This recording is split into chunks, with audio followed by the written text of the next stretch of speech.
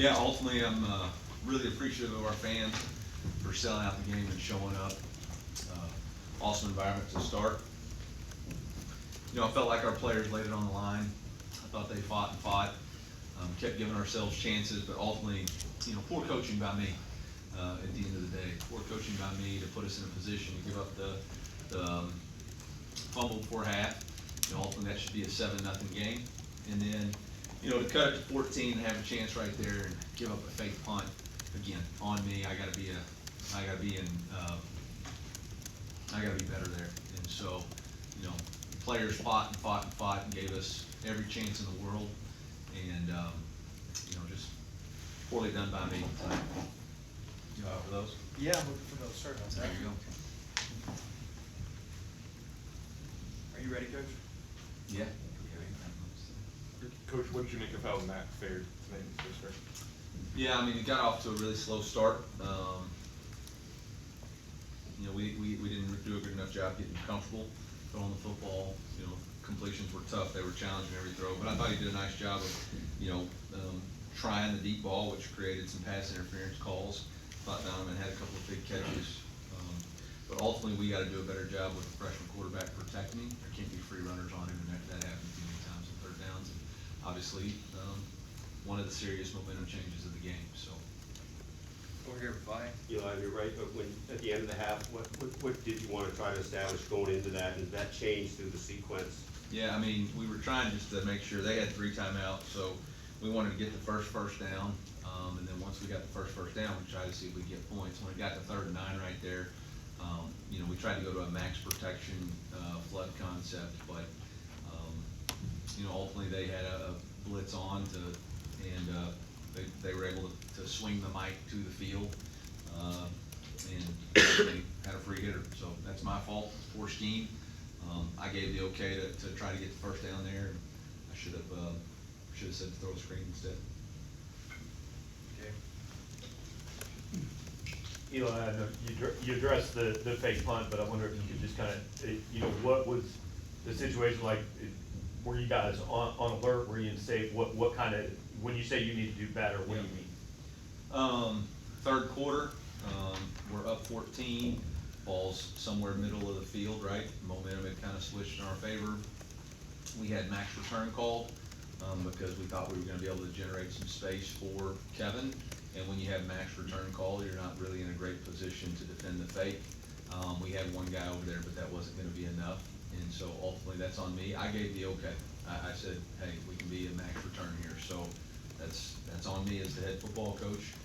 I approve those calls, and I got to be better. Quinn, right here. Coach, you talked earlier in the week about the complexity of A&M's blitzing on 3rd down, how Elko had a tendency to break tendencies on 3rd down. What were they? How are they challenging you on those 3rd downs, especially when they did blitz? How much time do you have? It's up to you. Okay, so when we were running our 7-man protection, they were dropping the field in and overloading the weak side. So you got a 4-man slide. They were forcing the tailback to go to the field to pick up the double mug linebacker and then bring in the boundary safety, which would make it a 4-man side. So we tried to counter that by going max pro, and they were dropping in the zone. And then we went into that 12P full slide, which was effective the first time, and then the second time he went odd, brought somebody from the outside, put somebody in C gap, and then swung the mic to split the D gap and C gap area. So he got us. Eli and Ben. Coach, you mentioned that your players laid it all out on the line tonight. What's the scene in the locker room after this? Devastated. Yeah, that's one of the toughest locker rooms I've been in, because we all believed that we were going to win. We all believed we were going to win. They fought like they were going to win. There's just a couple of really big plays on defense and a big play on offense that changes us. We give up the tunnel screen, jailbreak screen. We give up the long run. Offensively, we give up the turnover. That, ultimately, I think we get beat by 21. That's 21 points right there. But our guys have pulled it together. Next week's senior week. It's okay to be devastated. It really is. Like I told them, the only way you're ever gonna achieve your dreams and goals is to put everything you have into it, everything. You gotta work your ass off, and you gotta believe, and no matter what obstacles you face, you gotta believe that you're gonna overcome it, and our guys did. They kept fighting and fighting and fighting, and then you get the wrong end of the result. And so now you gotta pick yourself back up, you gotta put your guts back in, and you gotta find something else to fight for. And our team will. Our team's gonna fight for each other next week for the seniors. We're gonna fight to finish strong. We were in this situation last year after South Carolina, and we found a way to just keep fighting and believing. And that's ultimately what we're gonna do. This team has a lot of strong leaders on it, and we're not going out like that. Ben?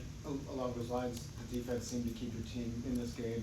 What can you share about what you saw from your defense today? Yeah, I thought they kept us in it as long as they could. You know, ultimately, the time of possession kind of put us in a bad spot.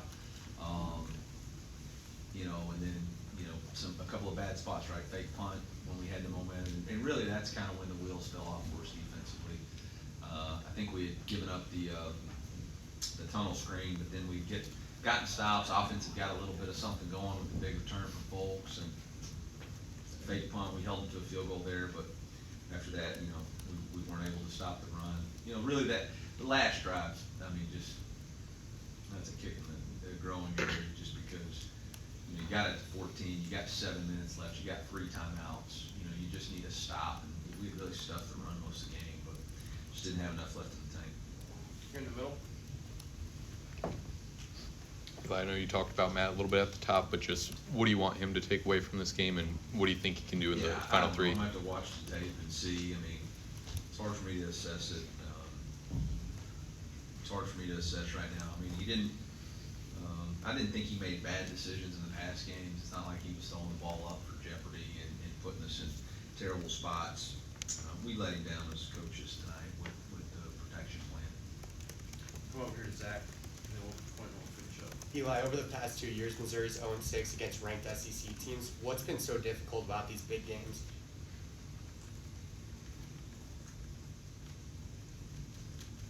Yeah, they're good teams. They're good teams, and I don't do a good enough job coaching. You're gonna finish with what? Coach Ahmad Hardy was not on the field for much of the first half, especially after that first drive. What was his status throughout those opening 2 quarters where he wasn't on the field? I mean, he finished with 13 carries for 114 yards, so, you know, there's other players out there, I guess. So, there's things that Jamal does really well, he's a really good player, and so, All right. nothing to it. Thanks, Coach. Yep. Thanks. Thank you.